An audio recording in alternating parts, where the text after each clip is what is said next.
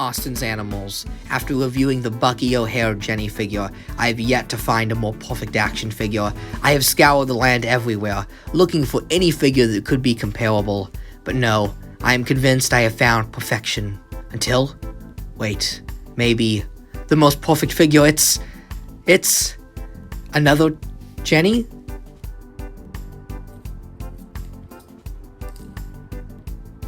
I got it.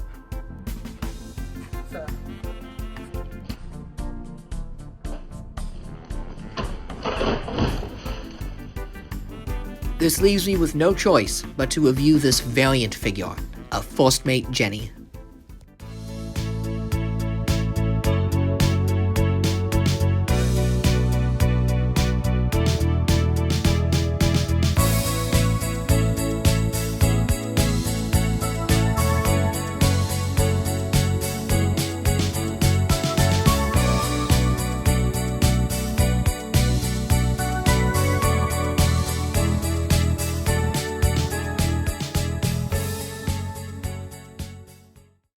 In the last episode of Bucky O'Hare, First Mate Jenny, unable to help Bucky thousands of light years away, must astral project her spirit across the galaxy.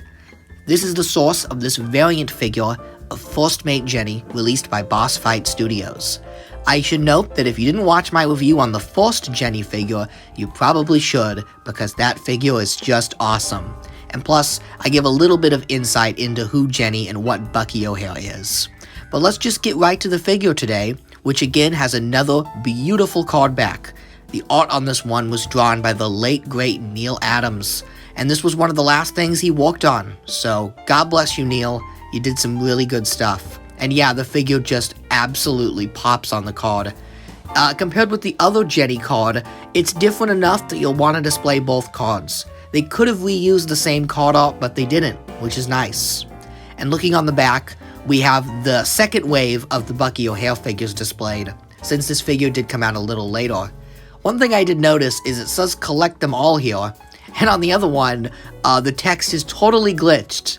Looks like they did not rasterize their text. I've used Adobe Illustrator. I know the mistake they made when designing this card. You just have to, I think, select create form. But anyways, looks like they fixed it, and the second wave here is shown, which gave us another Bucky and Deadeye Duck. Jenny's description on the back of the card is also new, giving us some more details about her powers. It says that all sentient protoplasm in the Aniverse hold the artificial witches of Aldebaran in supernatural awe. I'm not going to read this whole thing, you can pause and read it, although they put a barcode over the last paragraph. The toy shop that sold this to me, which is unfortunate. Toy stores, if you're gonna sell carded action figures, please don't put the barcode over the description. So there's crediting the card art there on the bio, so pretty great. I love that the creator of Bucky O'Hare, Larry Hama, he wrote all this, and as well as Neil Adams working on it. So really great work, very fun carded figure, but carded figures are only fun if you open them.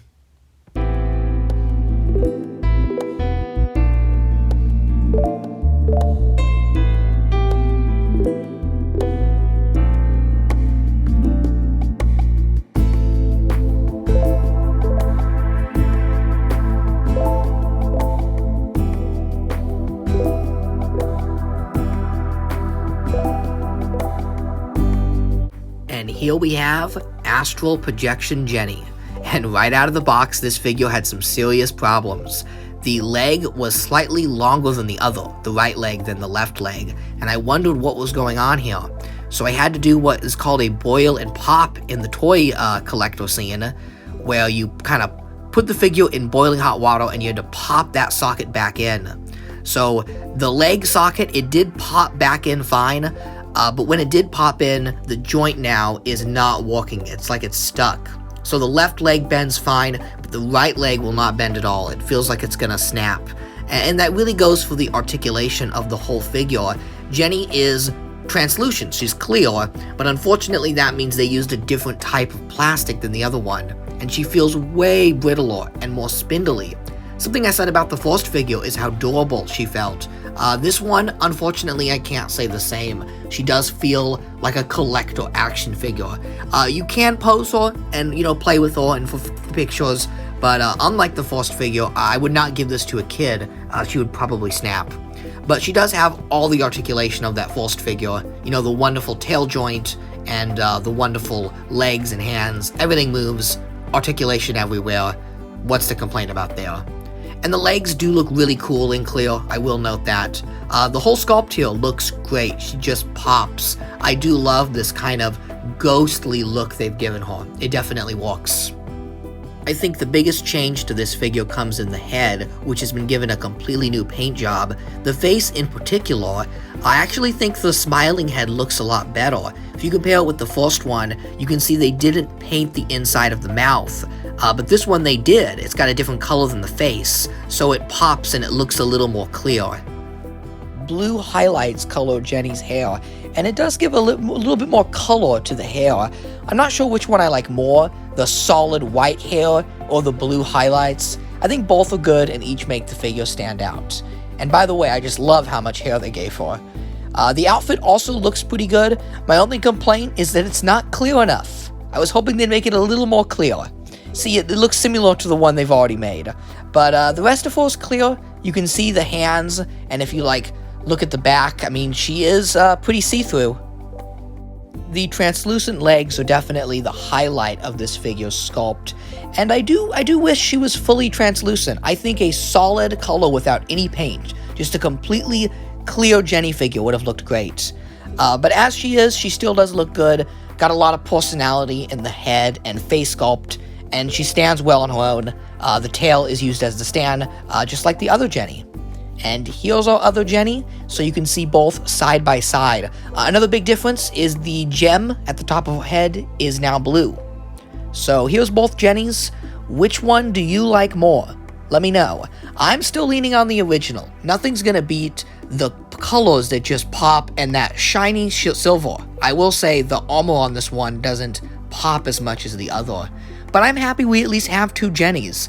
I think I'll display the regular color one in kind of more of a playful type of pose, and then the translucent one will be more action-oriented. Maybe she'll do the battling, but both display great.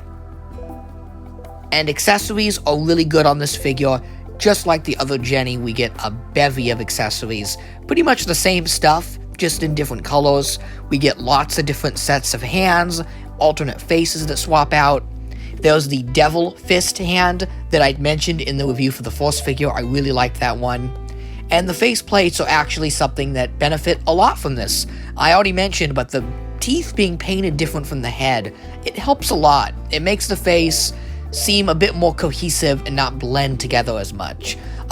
With the full color one, I really liked the winking face and the one with the fangs showing, but with this one, I'm leaning towards the opposite. I kind of like the angry face and the one showing the teeth. Now, we still get these really cool kind of astral projection effects. There's the one from the first figure, it's kind of a pink, and these ones are in a dark purple. These accessories just look awesome, and they really do fit this version of Jenny, since she is more action-oriented. Here's our faceless Jenny. She looks just as creepy as the faceless figure I reviewed before, but the face system is really simple. You just take any of the faces and hands and you pop them right on. And despite this plastic being more brittle on this release, the faces and hands still pop off with no issue at all. They don't feel like they're gonna break at all. All the accessories just pop on and off quite nicely.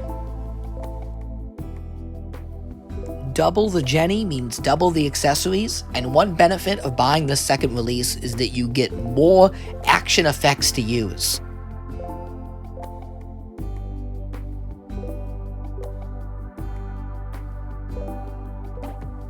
I was hoping that placing Jenny under a light would emit a solid color, but she's still got so many blue highlights that no matter what you light behind her, she's still gonna look very blue. And it looks less of like a ghost, and more like she stepped outside on a cold day and got frozen solid.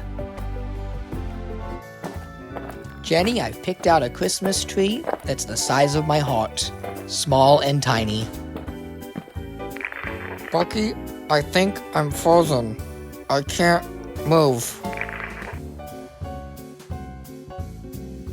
Not seeing anything but Christmas lights.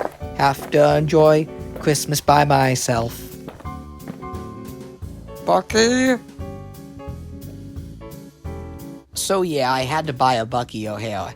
I can't just collect Jennies, I do have to get a Bucky. And he's got a pretty fun sculpt. He's a big green goofy rabbit with all the goofy 90s characteristics you'd expect in light of Ninja Turtles. And yes, Bucky does scale perfectly with Jenny. In the show, Jenny's about a hair taller, get it, hair, than Bucky's ears, and that's the size of this figure. Now, Boss Fight Studios did make their own Bucky, but if you have an original classic Bucky, he will suffice perfectly. He looks great with the Jennies. Bucky doesn't have the articulation of Jenny, he's just got a swivel head, basic swivel hands and legs, and then some fun swivel rabbit ears. But notice how sturdy and durable this figure feels. Sometimes it's worth sacrificing articulation for durability. This Bucky figure is well over 25 years old, yet he still looks new and plays fine. Versus the Jenny here, that feels really spindly, and I feel like if I twitch that leg just a little off, it's gonna snap. However, that first Jenny I reviewed really is the perfect figure. She seems to balance modern action figure articulation with the durability and fun of the classic Bucky figures. Either way, all the Bucky stuff I reviewed has been pretty wonderful, and I look forward to picking up some more Bucky O'Hare toys.